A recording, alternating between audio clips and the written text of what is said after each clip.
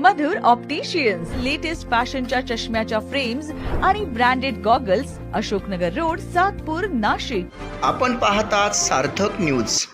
सातपूर प्रभाग सभापती तथा नगरसेवक समाधान देवरे यांच्या वतीने प्रभाग क्रमांक 10 मधील पावसाळी लाईन आणि ड्रेनेज लाईन कामाची पाहणी. प्रभाग क्रमांक 10 चे नगरसेवक आणि सातपूर प्रभाग सभापती समाधान देवरे यांनी आज प्रभाग क्रमांक 10 मधील पावसाळी लाईन आणि ड्रेनेज लाईनची पाहणी करण्यात आली. आगामी पावसाळ्याच्या पार्श्वभूमीवर नागरिकांना पाणी साचलेले, गटारी तुंबणे तसेच अस्वच्छतेचा त्रास होऊ नये यासाठी ही पाहणी करण्यात आली. यावेळी सभापती समाधान देवरे यांनी विविध भागातील पावसाळी गटारे, ड्रेनेज लाईन तसेच चेंबरची प्रत्यक्ष पाहणी केली. अनेक ठिकाणी साफसफाई आणि दुरुस्तीबाबत संबंधित अधिकाऱ्यांना सूचना देण्यात आल्या आहेत. नागरिकांच्या आरोग्याचा प्रश्न लक्षात घेऊन आवश्यक ती कामे तातडीने पूर्ण करण्याच्या सूचना सभापती समाधान देवरे यांनी दिल्या. प्रभागातील नागरिकांना पावसाळ्यात कोणत्याही प्रकारचा त्रास होऊ नये यासाठी प्रशासन सतर्क असून आवश्यक उपाययोजना करण्यात येत असल्याचेही यावेळी अधिकाऱ्यांनी सांगितले. याच वेळी त्यांनी आनंद छाया ते मौले हॉल दरम्यानच्या नैसर्गिक नाल्याची पाहणी केली. या नाल्याची साफसफाई करण्यात यावी असेही त्यांनी अधिकाऱ्यांना सांगितले आहे.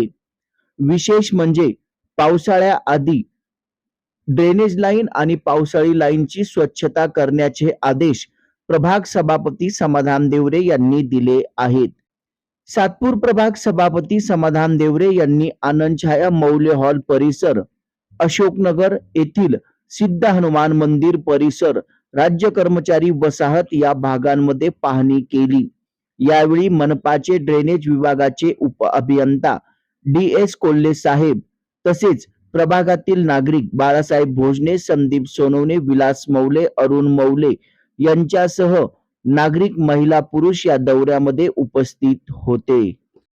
आज सकाळपासूनच बांधकामाचे JE यांना आम्ही आमंत्रित केलं होतं की आमच्या प्रभाग क्रमांक 10चा दौरा आम्ही सकाळपासून सुरुवात केला होता की येणाऱ्या मान्सूनमध्ये पावसामध्ये जे काही आपण पावसाळी गटर टाकलेले आहेत, जे काही ड्रेनेज तयार केले आहे पावसाच्या पाण्यासाठी, त्याची स्वच्छता मोहीम चालू करायची होती. ज्या ज्या ठिकाणी पाणी स्टोरेज होतं की सिमेंटच्या जाळ्या टाकलेल्या आहे, त्याच्यामध्ये जे काही पाण्याचा फ्लो येतो त्यांना एक 4-5 स्पॉट दाखवले मी.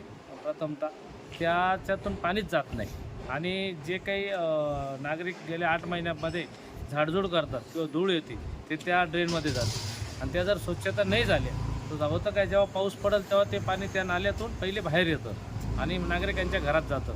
म्हणून आज श्री कोल्हे साहेबांना संपूर्ण आम्ही प्रभाग क्रमांक 10चा दौरा केला आणि त्यांना आम्ही आता आदेशित केलं की येत्या 10 दिवसामध्ये जे काही आपलं टेंडरिंग झालेलं नव्हतं बांधकामाचं, जे त्यांना मॅनपॉवर लागते, JCB लागतं, ट्रॅक्टर लागतं स्वच्छताला, ते आता एक 2-4 दिवसात महापालिकेच्या वतीने टेंडर प्रमाण झालेली आहे आणि ते ज्या कॉन्ट्रॅक्टरला काम भेटेल त्यांनी मला एक 8 ते 10 दिवसामध्ये सांगितलं की भाऊ रोज सकाळी आमची ही मोहीम पूर्ण जे काही पावसाळी गटर असतील, पावसाळी पाण्यासाठी ज्या गटर बनवले आहेत त्या स्वच्छता करून आणि ज्या ज्या ठिकाणी प्रॉब्लेम आहे तिथल्या जाळ्या मोठ्या करून द्यायचं त्यांनी आश्वासित केलं आणि माझ्या अंदाजाने ते आता छोट्या प्रमाणात काम चालू पण करणार आहे. उद्यापूर्वापासून स्वच्छता अभियान ते करणार आहे.